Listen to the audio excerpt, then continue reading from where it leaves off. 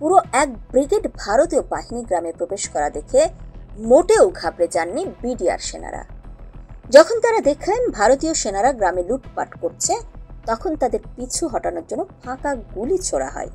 এতে করে ঘাবড়ে গিয়ে ওই ভারতীয় সৈন্যরা এলো পাথারি গুলি ছুটতে থাকলে পরিস্থিতি নিয়ন্ত্রণের বাইরে চলে যায়।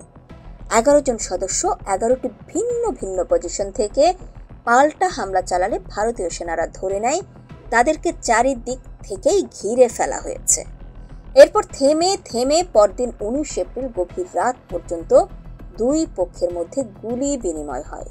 এক পর্যায়ে ভারতীয় সৈন্যরা অস্ত্র শস্ত্র ফেলে পিছু হটে এবং পালিয়ে যায় ভারতে।